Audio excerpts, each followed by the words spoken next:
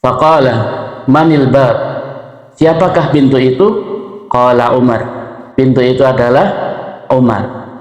Artinya, Bapak dan Ibu yang dirahmati Allah, munculnya fitnah di kalangan sahabat itu adalah setelah wafatnya Umar. Nah, itu munculnya fitnah karena pintu fitnah itu adalah dengan terbunuhnya Umar bin Khattab radhiyallahu anhu. Nah, A'udzu billahi minasy syaithanir rajim. Bismillahirrahmanirrahim.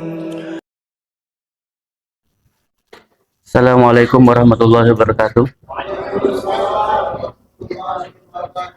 Alhamdulillahi bi ni'matihi tatimmus shalihat wa bi fadlihi tatahaqqaqul ghayat wa bi rahmatihi tukaffirus sayyi'at wa bi ta'atihi tanzilu sakinah wal barakat. Wassalatu wassalamu ala asyrafil anbiya'i wal mursalat wa ala alihi wa ashabihi wa man sara ala nahjihi ila yaumil mi'ad. Allahumma la ilma illa ma 'allamtana innaka antal alimul hakim. Allahumma fir lana wa li ikhwanina wa li muallimina wa li masyayikhina wa liman yu'allimuna walau kana harfan wahida wa liman tasabbaba bihadzal khairil 'azim. Allahumma ja'al amalahum fi mizani hasanatihim bi rahmatika ya arhamar rahimin. Bapak dan Ibu yang dirahmati Allah Subhanahu wa taala, alhamdulillah bersyukur pada Allah Subhanahu wa taala, pada malam hari ini kita lanjutkan kajian Sirah Khulafaur Rasyidin yang pada kesempatan yang lalu kita telah membahas terkait dengan capaian-capaian penaklukan di zaman Utsman bin Affan, dan hari ini kita akan membahas satu tragedi yang sangat menyedihkan, yaitu syahidnya Utsman bin Affan radhiyallahu anhu.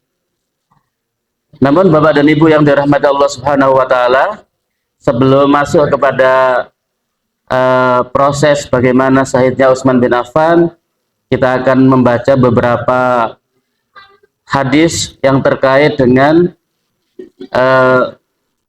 berita-berita sebelum wafatnya Utsman bin Affan.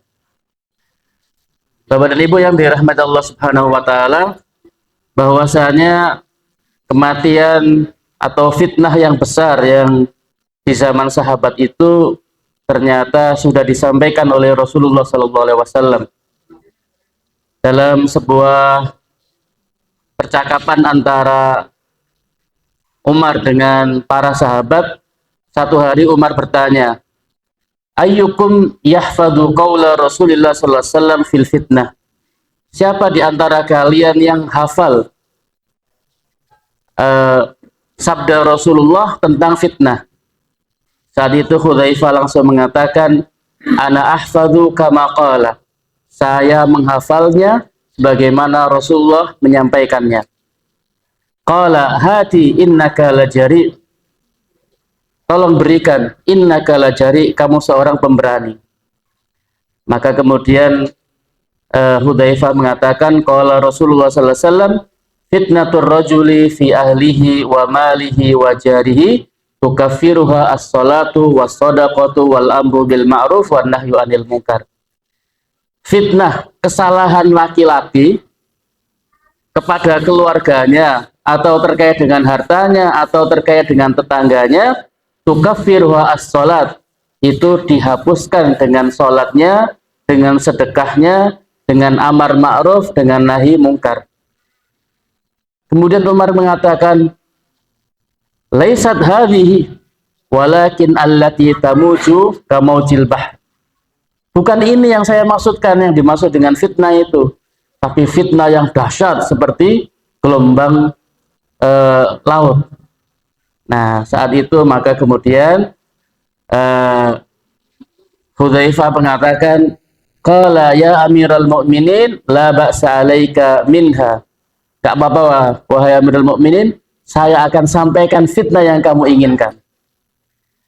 Kemudian Hudzaifah mengatakan, inna bainaka wa bainaha baban mughlaqa, sesungguhnya antara dirimu dan antara fitnah itu ada satu pintu. Ada satu pintu yang tertutup. Qala, kemudian Umar mengatakan, yuftahul bab au yuksar, apakah pintunya itu terkunci, tertutup, atau pintunya itu dirusak? Pintunya dipecahkan. Qala bal yuksar. Kata Hudzaifah, enggak, pintunya itu dirusak, enggak tertutup, tapi pintunya dirusak. Qala fama dzalika ahra ayyughlaq. Kemudian Umar mengatakan, pintu itu memang layaknya tidak ditutup. Qulna, kemudian orang-orang yang hadir saat itu selain Umar dan Hudzaifah mengatakan, ulimal bab, apakah Umar paham pintu itu siapa? Qala na'am, kama anna duna ghadin al-lailah inni hadathtuhu hadithan laisa bil aghalid. Dia sangat paham sebagaimana setelah sebelum besok itu pasti ada malam. Artinya dia sangat paham. Inni hadathtuhu haditsan, sesungguhnya aku menceritakan satu peristiwa laisa bil aghalid, bukan karena salah, bukan karena lupa, tapi aku sangat paham, sangat hafal dengan hal tersebut. Fahibna annas alahu, maka kami sungkan, kami malu untuk bertanya kepada Hudzaifah karena Umar masih di situ. Fa'amarona masruqan fasa'alahu, kemudian kami memerintahkan sahabat Masruq untuk bertanya kepada Hudzaifah. Faqala manil bab, siapakah pintu itu? Qala Umar, pintu itu adalah Umar. Artinya, Bapak dan Ibu yang dirahmati Allah, munculnya fitnah di kalangan sahabat itu adalah setelah wafatnya Umar. Nah, itu munculnya fitnah, karena pintu fitnah itu adalah dengan terbunuhnya Umar bin Khattab radhiyallahu an. Nah, Bapak dan Ibu yang dirahmati Allah Subhanahu wa taala, di dalam kitab Asratus Sa'ah itu juga diterangkan bahwasanya di antara tanda-tanda kiamat kecil itu adalah ada pertikaian yang dahsyat hebat di Madinah. Nah, kemudian Rasulullah mengatakan kepada para sahabat, fa innahu asyrafa ala utumin min utamil Madinah. Faqala hal tarawna ma ra'a. Nabi sallallahu alaihi wasallam pernah memperhatikan sebuah bangunan yang tinggi di Madinah, dan dari beberapa bangunan yang tinggi itu lalu beliau berkata, apakah kalian melihat fitnah yang aku lihat? Kemudian para sahabat mengatakan, la.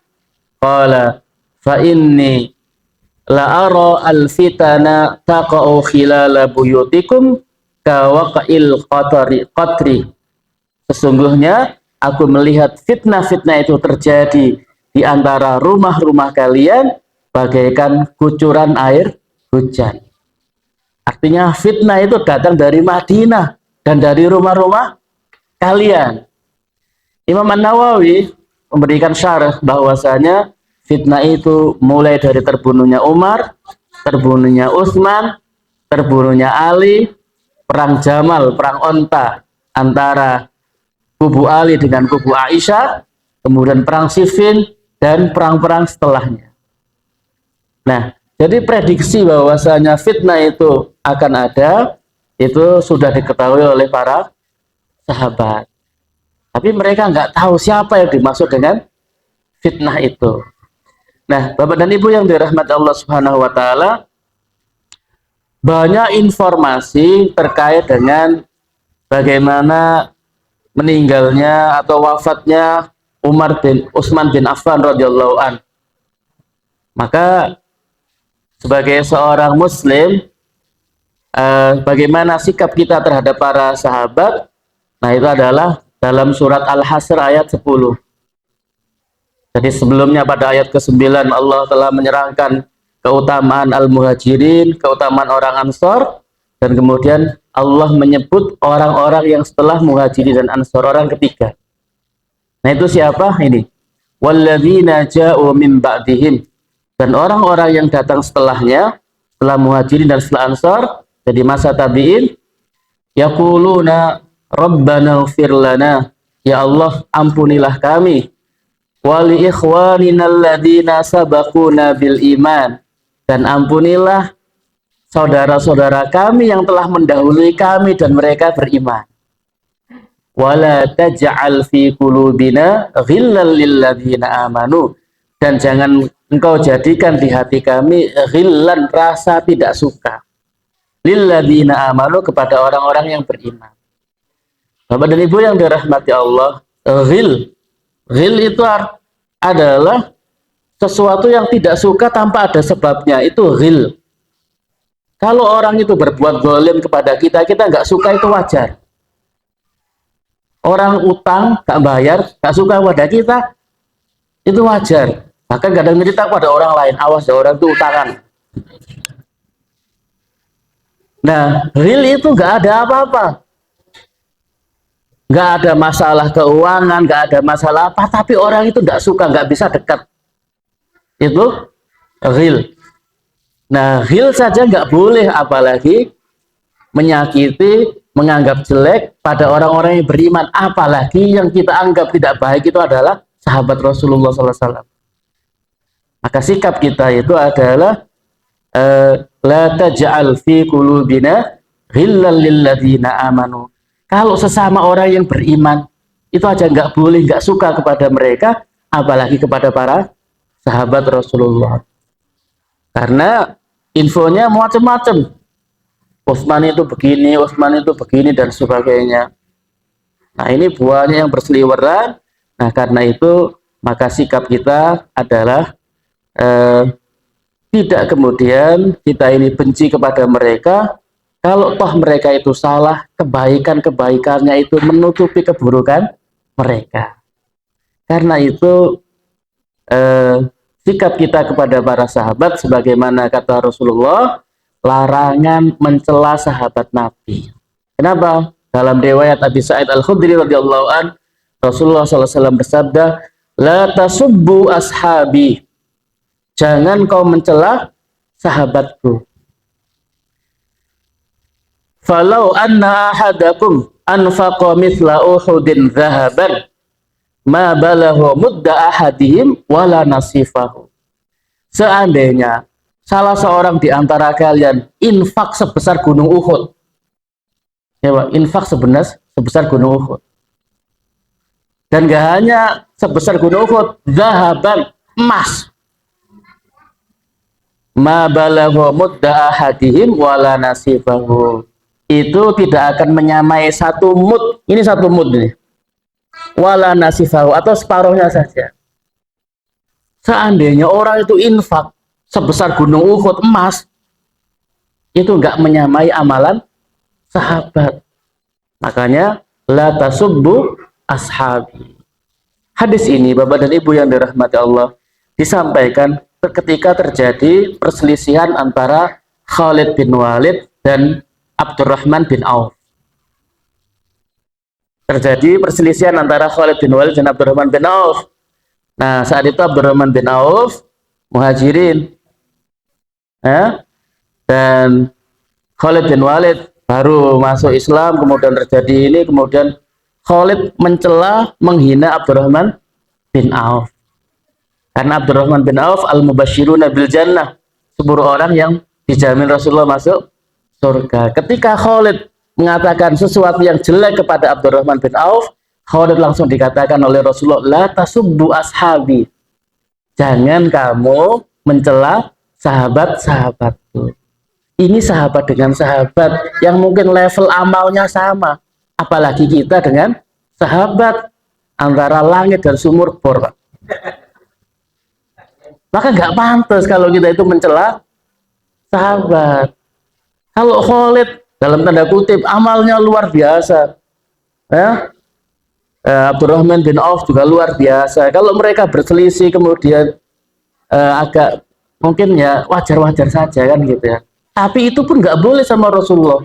Apalagi kita yang bukan sahabat, apal Quran yonda, gitu. Nah, oke. Nah, Bapak dan Ibu yang dirahmati Allah, maka terhadap hal-hal yang buruk yang dialami sahabat, kita tidak boleh mencelanya, karena termasuk al-mubasysyiruna bil jannah, itu adalah orang yang dijamin masuk surga, maka Allah mengampuni mereka. Nah, Bapak dan Ibu yang dirahmati Allah, riwayat yang datang terkait dengan keburukan sahabat itu, menurut Ibnu Taimiyah, bahwasanya ada dua. Yang pertama, riwayat yang dhaif, dan ini sangat banyak. Nah, sebagaimana hadis dhaif tidak boleh kita ambil, tidak boleh kita gunakan sebagai dasar, maka begitu juga terkait dengan kisah-kisah yang kemudian membuat martabat derajat sahabat itu rendah. Nah, yang kedua, riwayat yang sahih. Jadi kalau riwayatnya sahih dan perbuatan sahabatnya itu salah, maka kata Ibnu Taimiyah, ditafsirkan kepada makna yang baik sebagai bentuk cinta kita kepada sahabat. Jadi meskipun dari riwayatnya sahih Bukhari Muslim dan itu terkait dengan kejelekan sahabat, maka yang pertama kalau bisa itu adalah ditafsirkan kepada makna yang baik. Nah, kemudian yang kedua, kalau tidak bisa, maka kita tetap berhusnudzon, sahabat sedang berijtihad, dan kalau ijtihadnya benar, falahu ajroni, maka dia dapat dua pahala. Wa in akhto'a, kalau salah dalam berijtihad, falahu ajrun wahid, maka baginya satu pahala. Nah, ini bagaimana sikap kita terhadap riwayat-riwayat tentang keburukan sahabat. Dan riwayat-riwayat ini, Bapak dan Ibu yang dirahmati Allah, ada yang dhaif, ada yang hasan, ada yang maudhu', ada yang palsu. Nah, dan makanya dan kebanyakan cerita terkait dengan sahabat-sahabat Nabi, khususnya Utsman ini, lebih banyak mengambil dari Tarikh At-Tabari, yang beliau mengatakan dalam mukadimahnya, saya cuma mengumpulkan semuanya, jama'tu al-ma'lumat, aku mengumpulkan semuanya berita tentang Utsman, tapi aku tidak memilih mana yang sahih, mana yang dhaif. Nah, ini makanya Tarikh At-Tabari itu menjadi rujukan semua orang, baik yang suka maupun yang tidak suka, baik yang ingin baik ingin yang menguatkan atau yang ingin melemahkan, dua-duanya rujukannya di situ, di Tarikh At-Tabari. Nah, Bapak dan Ibu yang dirahmati Allah Subhanahu wa taala, karena itu Rasulullah sallallahu alaihi wasallam bersabda dalam hadis yang sahih, "Idza dzukira ashabi fa'amsiku."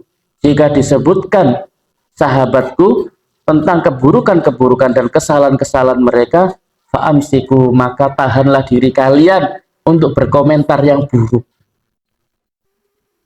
Nah, artinya memang kalau mereka buruk, ya mungkin sedang ijtihad, atau tadi itu mungkin ada maksud yang lain yang kita tidak mengetahui hal tersebut. Bapak dan Ibu yang dirahmati Allah Subhanahu wa taala, munculnya fitnah di Madinah itu adalah didalangi oleh sang provokator, yaitu Abdullah bin Sabah, seorang Yahudi dari Yaman. Dia dikenal dengan Ibnu As-Sauda. Bagaimana dia ingin menghancurkan Islam dari dalam, akhirnya dia masuk Islam. Ketika masuk Islam, melihat bahwasanya Utsman ini sangat lemah lembut, dia tidak pernah mengambil sikap keras ketika ada orang yang menentangnya, selalu dimaafkan dan sebagainya. Maka kelemah lembutannya inilah yang kemudian dimanfaatkan oleh musuh-musuh Islam untuk kemudian berusaha memfitnah. Maka Bapak dan Ibu yang dirahmati Allah, dia mengatakan bahwasanya Muhammad akan kembali sebagaimana kembalinya Isa. Makanya di dalam satu ajaran Syiah itu ada ajaran reinkarnasi. Orang itu akan datang lagi, kemudian apakah lewat anaknya, cucunya, dan sebagainya. Nah, dan Ali itu adalah merupakan al-wasi, orang yang diberi wasiat. Nah, cuma menyembunyikannya Ali itu, nggak ngomong. Padahal ya Ali nggak pernah begitu kan gitu ya. Nah, dan Utsman itu adalah mengambil kepemimpinan tanpa alasan. Dan nanti kita akan lihat bagaimana tuduhan-tuduhan orang terhadap Utsman sehingga kemudian mereka termakan api fitnah dan kemudian dengan teganya membunuh Utsman bin Affan. Nah, Bapak dan Ibu yang dirahmati Allah, Ibnu Sauda ini atau Abdullah bin Sabah ini memulai dia datang ke Basrah. Dia datang ke Basrah untuk kemudian menimbulkan api fitnah, menyebarkan fitnah. Utsman itu begini, Utsman begini.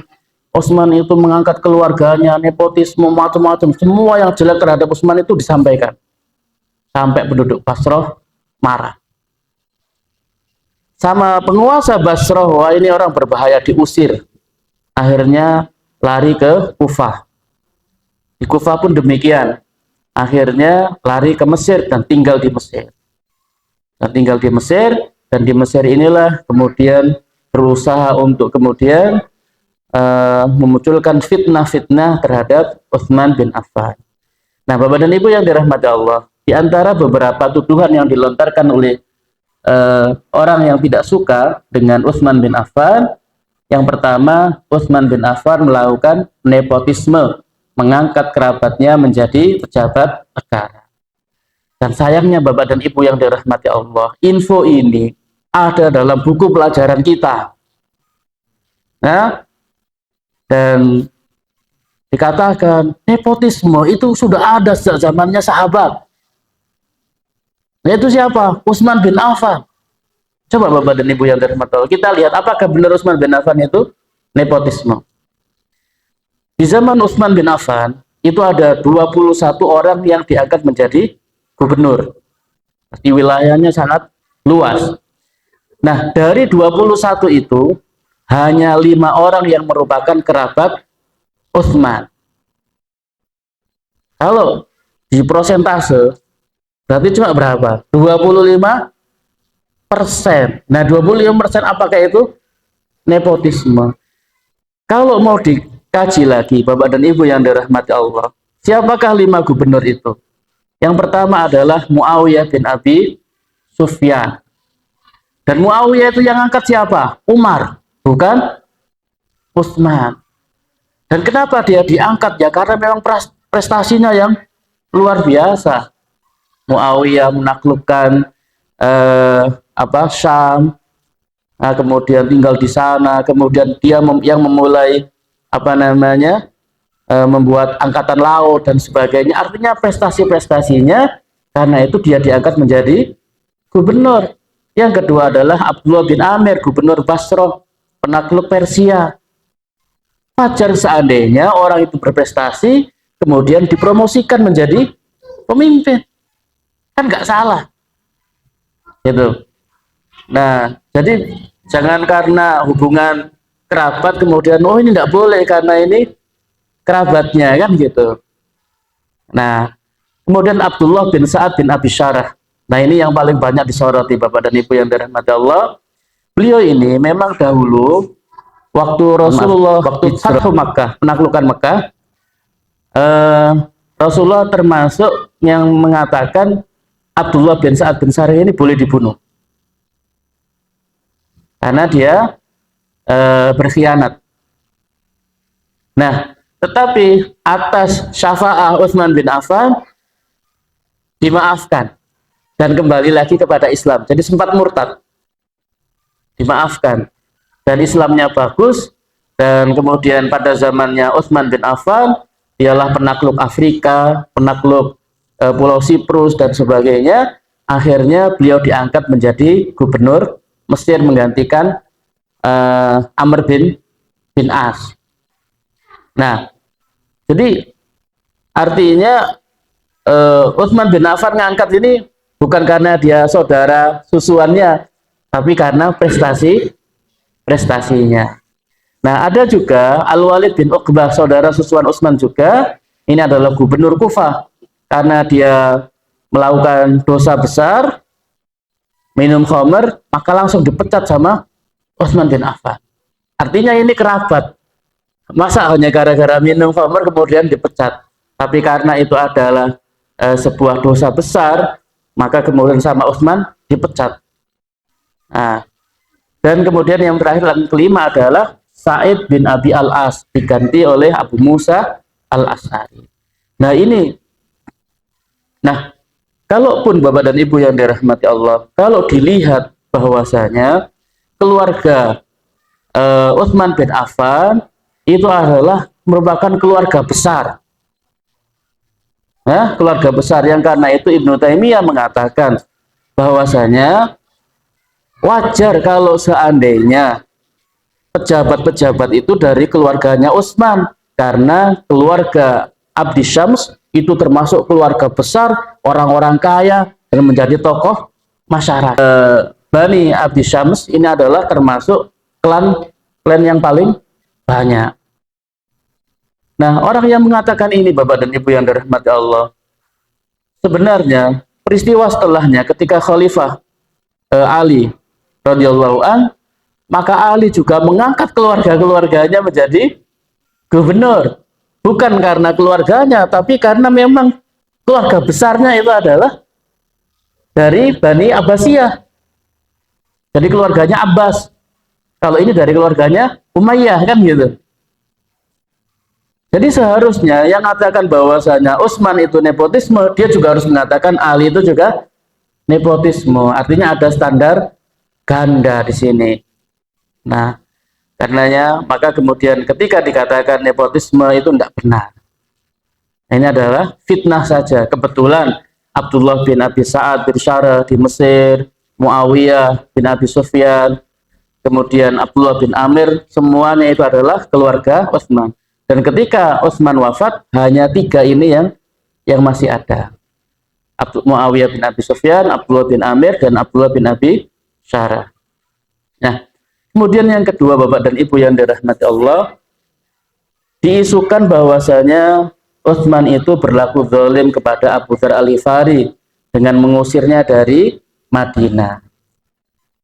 Nah, ini Utsman telah menggolimi, mengusir Abu Dzar Al-Ghifari dari Madinah. Jadi Abu Dzar Al-Ghifari ini terjadi perselisihan ketika beliau ikut perang di Syam, terjadi perselisihan dengan Muawiyah bin Abi Sufyan. Muawiyah ini, Bapak dan Ibu yang dirahmati Allah, kaya raya, dan kemudian karena banyak sekali ghanimah, maka setelah dibagi-bagi oleh Muawiyah itu, ya memang kalau haknya ya disimpan, kan halal kan gitu. Sama Abu Dzar Al-Ghifari tidak boleh menyimpan harta, nggak boleh menyimpan emas, semuanya harus diinfakkan di jalan Allah Subhanahu wa taala. Kenapa? Karena Allah Subhanahu wa taala berfirman bahwasanya walladzina yaknizuna adz-dzahaba wal fiddata wa la yunfiqunaha fi sabilillah fabasyirhum bi'adzabin alim. Dan orang-orang yang menyimpan emas dan perak dan tidak menginfakkannya di jalan Allah, maka berilah kabar mereka dengan azab yang pedih. Gak boleh Muawiyah. Kemudian Muawiyah mengatakan, Abu Dzar, ini untuk orang-orang kafir. Ini untuk ahli kitab ayat ini, bukan untuk orang Islam. Maka kemudian Abu Dzar mengatakan, hadza fihim wa fina. Ini untuk mereka dan untuk kita. Nah, maka kemudian diterangkan, Abu Dzar, ini maksudnya orang yang nggak mau mengeluarkan zakat. Enggak, pokoknya nggak boleh. Akhirnya berselisih. Nah, ketika berselisih itu, maka Abu Dzar dipanggil oleh Utsman. Abu Dzar, datanglah kamu ke Madinah. Sudah, kamu jangan sama Muawiyah. Maka Abu Dzar datang ke Madinah. Ketika datang di Madinah, Bapak dan Ibu yang dirahmati Allah, di zaman Utsman bin Affan itu zaman yang sejahtera. Sulit didapati di Madinah orang miskin. Zakat itu selalu dibawa keluar. Kenapa? Nggak ada orang yang menerima zakat. Nah, Abu Dzar Al-Ghifari ini zuhud, pakaiannya kucel kan ya. Yang dia memang zuhud kan gitu ya, meninggalkan urusan kekayaan duniawi, rampasannya banyak tapi semuanya diinfakkan kan gitu.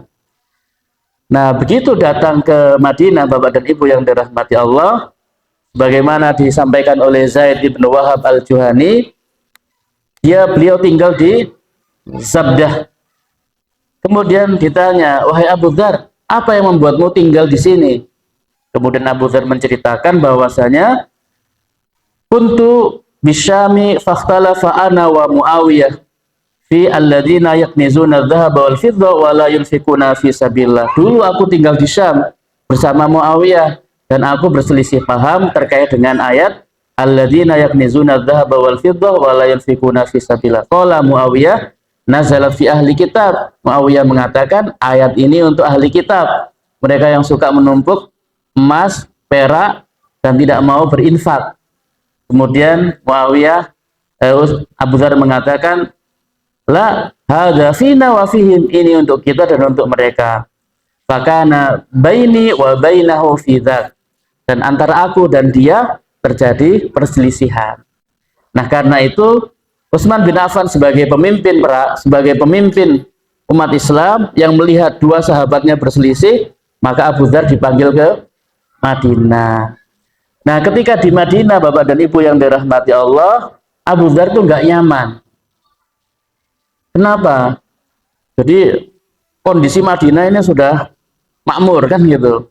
Abu Dzar dengan pakaiannya yang sangat sederhana, maka setiap hari dilihat orang, ini siapa kok di Madinah ada orang seperti ini?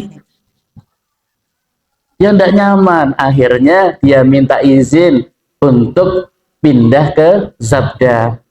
Maka sama Utsman bin Affan ditawari, Abu Dzar, kalau kau ingin ke Madinah, maka aku berikan onta. Kalau kamu mau kuda, aku berikan kuda supaya kamu ketika kangen ke Madinah kamu bisa. La hajatali, aku nggak butuh. Nah, akhirnya Abu Dzar pindah ke Zabdah. Nah, di sanalah kemudian beliau hidup sendiri dengan keluarganya dan nanti mati juga dalam kondisi sendiri dan nanti dibangkitkan oleh Allah dalam kondisi sendiri. Itulah Abu Dzar Al-Ghifari, mati dalam kondisi sendiri dan nanti dibangkitkan oleh Allah sendirian. Itu Abu Dzar Al-Ghifari. Jadi bukan Utsman yang mengusirnya, tapi beliau tidak nyaman di Madinah karena merasa asing gitu. Nah, Bapak dan Ibu yang dirahmati Allah Subhanahu wa taala, kemudian tuduhan yang ketiga, Utsman memberikan 1/5 rampasan perang kepada karib kerabatnya, yaitu Marwan bin Hakam. Nah, padahal Allah Subhanahu wa taala telah mengatakan, wa'lamu anna ma ghanimtum min syai'in fa anna lillahi khumusahu walirrasuli walidil qurba wal yatama wal masakin wa ibnis sabil. Dan ketahuilah bahwasanya pembagian ghanimah itu 1/5-nya untuk Allah dan Rasulnya. Ketika Allah dan Rasulnya, ketika Rasulullah sudah wafat, maka ini adalah untuk pemimpin. Terserah pemimpin mendistribusikannya kemana, ke Baitul Mal, untuk operasional negara kan gitu. Nah, 4/5-nya untuk yang ikut perang. Nah, yang diambil Utsman itu bukan 1/5, tapi 1/5 dari 1/5. Jadi 1/5 ini bagiannya pemimpin, kemudian Utsman mengambil 1/5-nya diberikan ke Marwan, saudaranya. Marwan ini kerabatnya. Nah, tapi diisukan Utsman bin Affan mengambil semuanya, hak Allah dan Rasulnya, dan diberikan kepada kerabatnya. Nah, ini Bapak dan Ibu yang dirahmati Allah. Nah, kemudian berikutnya, Bapak dan Ibu yang dirahmati Allah, Utsman dikabarkan membakar mushaf. Nah, sampai ini berita ini sangat viral ya, Utsman membakar mushaf. Ya memang benar Utsman membakar mushaf. Kenapa? Ketika terjadi perang di Armenia dan Azerbaijan, yang Hudzaifah Al-Yamani saat itu ikut, maka orang berselisih paham terkait dengan cara membaca Al-Quran. Ada yang membaca wadduha, ada yang membaca wadduha. wadduha wallaili idza saja ma wadda'aka rabbuka wa ma qala. Imalah semuanya pakai dia mengatakan ada aku yang benar, enggak kamu yang benar, sampai kemudian mereka bertengkar kan gitu. Nah, ketika pulang dari perang itu, maka Hudzaifah menghabarkan kepada Utsman bin Affan, wahai Utsman, tolong satukan umat Islam dalam bacaan Al-Quran. Maka kemudian Utsman pinjam Al-Quran kepada Hafsah, dan kemudian menduplikasikannya menjadi 6. Kemudian setelah itu sudah selesai penduplikasian itu jadi 6, maka kemudian semua Quran yang ada di negara Islam semuanya ditarik dan semuanya dibakar, dan kemudian diganti mushaf Rasam Utsmani. Nah, mushaf yang sampai kita itu adalah mushaf Utsmani. Diinfokan Utsman bin Affan membakar mushaf. Ya benar, membakar mushaf, tapi adalah dalam rangka menyatukan umat, bukan supaya. Nah, kata ini disampaikan bahwasanya perbuatan Utsman itu merupakan ijma kaum muslimin. Semua umat Islam saat itu sepakat, nggak ada yang berbeda pendapat. Bahkan seakan-akan itu ijma. Dan Ali mengatakan semua yang dilakukan Utsman itu adalah atas persetujuan masyarakat. Beliau mengatakan begini, "Fawallahi ma fa'alal ladzi fa'ala fil masahif illa ala mala'in minna." Demi Allah, apa yang dilakukan Utsman terhadap mushaf-mushaf yang ada itu adalah atas persetujuan mala'in minna, orang-orang yang hadir yang banyak di antara kita. Jadi bukan karepnya Utsman sendiri. Nah, Bapak dan Ibu yang dirahmati Allah Subhanahu wa taala, kemudian Utsman mengatakan kepada Ali, "Ara ayyajma'an nas ala mushafin wahid fala takunu firqatan wala ikhtilaf." Aku ingin mengumpulkan orang dalam satu mushaf yang satu, bacaan yang satu, dan tidak ada lagi perpecahan dan tidak ada lagi perselisihan. Maka Ali mengatakan, "Fa ni'ma ra'aita," sebaik-baik pendapat itu adalah pendapatmu. Nah, pendapatnya Utsman bin Affan. Kemudian Bapak dan Ibu yang dirahmati Allah Subhanahu wa taala, fitnah yang kelima bahwasanya Utsman bin Affan ini mendolimi Abdullah bin Mas'ud, memukul punggungnya, mengeluarkan ususnya, dan juga mematahkan tangannya Ammar bin Yasir. Dan ini semuanya adalah akadzib, ini semuanya maudhu', hadis palsu. Bapak dan Ibu yang dirahmati Allah, untuk membuktikan itu dalam Sirah A'lamin Nubala, Az-Zahabi mengatakan ketika Ibnu Mas'ud sakit, kemudian Utsman mengunjunginya. Kemudian ditanya oleh Utsman, "Mimma tashtaki?" Apa yang kamu keluhkan? Qala dzunubi. Yang aku keluhkan adalah dosa-dosaku. Jadi bukan sakitnya Bapak dan Ibu yang dirahmati Allah. Yang dipikirkan itu adalah dzunubi, dosa-dosanya. Kemudian fama tashtahi. Kamu ingin apa? Mau makan apa? Rahmatu Rabbi. Yang aku inginkan itu adalah rahmat dari Tuhanku. Karena sakit, dan sakitnya cukup parah, kemudian Utsman mengatakan, "Ala amuruka laka bitabib?" Maukah kamu aku panggilkan dokter, wahai Ibnu Mas'ud? Qala at-tabibu amradhani. Dokter itu yang membuat aku sakit. Qala ala amuruka laka bi'ata? Maukah engkau aku bawakan bantuan untuk kamu dan keluargamu? Qala la hajatil fihi. Aku enggak butuh itu semua. Bapak dan Ibu yang dirahmati Allah, maka setelah itu Utsman Ibnu Mas'ud bilang kepada keluarganya, nanti kalau aku meninggal jangan dikabarkan kepada Utsman bin Affan. Nah, kemudian meninggal, dan ketika meninggal maka Az-Zubair bin Awam yang mengetahui percakapan antara Abdullah bin Mas'ud dengan Utsman bin Affan itu kemudian datang kepada Utsman. wahai Utsman, bukankah engkau dulu menjanjikan akan mendatangkan dokter? Bukankah engkau dulu menjanjikan akan memberikan bantuan kepada Abdullah bin Mas'ud? Sekarang dia sudah meninggal dan keluarganya sangat membutuhkan harta itu, maka harta itu lebih baik diberikan kepadanya daripada ke Baitul Mal. Maka kemudian Utsman bin Affan memberikan 15.000 dirham kepada keluarganya. Nah, ini sahabat-sahabat Rasulullah. Itu kok dikatakan Utsman mendolimi Abdullah bin Mas'ud. Nah, Bapak dan Ibu yang dirahmati Allah. Nah, satu lagi, ini masih ada 11 ya. Ada 11. Utsman bin Affan memperluas lahan gembala-gembala unta sedekah. Dan ini enggak sesuai dengan sunnah. Nah, Rasulullah enggak pernah melakukan itu. Jadi sekarang bicaranya sunnah kan gitu ya. Nah, maka kemudian ketika disampaikan fitnah itu, siapa yang membela Utsman? Yang membela Utsman itu adalah Ali. Jadi Bapak dan Ibu yang dirahmati Allah, kalau dikatakan hubungan Utsman dan Ali itu renggang, setiap kali ada masalah yang membela itu adalah Ali. Waqad qala Ali bin Abi Thalib wa huwa yaruddu an Utsman, dan Ali bin Abi Thalib berkata dalam rangka membantah informasi itu, dalam rangka membela Utsman, faqala ammal hima fa innama hamahul ibil as-sadaqah litasmana.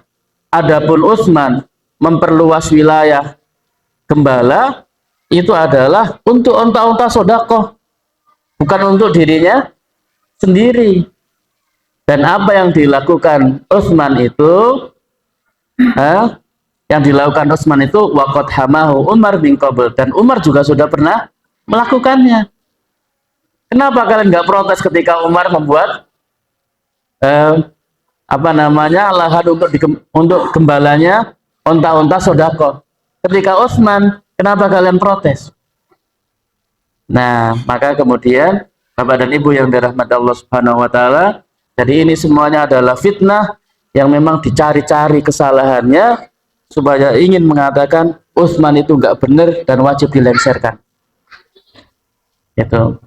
Nah, padahal Umar juga sudah melakukannya. Cuma bedanya Bapak dan Ibu yang dirahmati Allah, mungkin di zaman Umar lahannya tidak terlalu banyak karena sedekahnya juga enggak banyak. Di zamannya Utsman yang wilayahnya luas, maka unta sedekah itu sangat banyak, maka wilayahnya juga luas. Maka kata mereka ini enggak sunnah. Nah, ini subhanallah. Nah, Bapak dan Ibu yang dirahmati Allah, maka penting bagi kita untuk kemudian jangan sampai ikut-ikut kemudian mengatakan Utsman nepotisme dan lain-lain. Ya memang ada keluarganya, tapi kan enggak begitu kan gitu ya. Dan kalaupun iya, ternyata dari 21 gubernur itu hanya 5 yang dari keluarganya, dan itu juga bukan karena iki anakku, iki pamanku, bukan, tapi karena prestasinya. Barakallahu fikum, subhanahu wa bihamdika, asyhadu an la ilaha illa anta, astaghfiruka wa atubu ilaik. Assalamualaikum warahmatullahi wabarakatuh. Alhamdulillahi rabbil alamin.